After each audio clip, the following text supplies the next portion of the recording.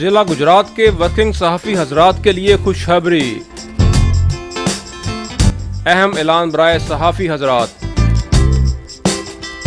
जिला भर में चारों तहसीलों खारियां, सराय आलमगीर, जलालपुर जट्टा और गुजरात के वर्किंग सहाफ़ियों के लिए बड़ी खुशखबरी। जिला भर के ऐसे सहाफ़ी हजरात जो सहाफ़त बराए इबादत और मुस्बत सहाफ़त के ख्वाहां हैं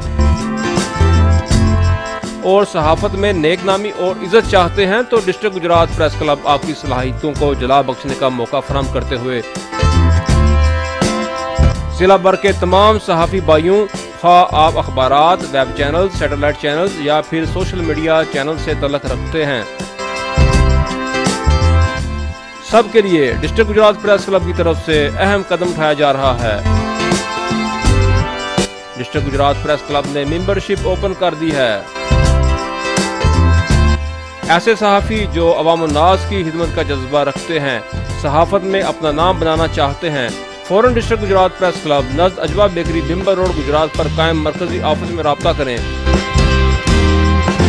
डिस्ट्रिक्ट गुजरात प्रेस क्लब एक ऐसा इदारा है जहां मुस्बत सहाफ़त के साथ साथ अखलाकी तरबियत भी दी जाती है। जिला भर के तमाम सहाफ़ी हजरात का अपना घर डिस्ट्रिक्ट गुजरात प्रेस क्लब।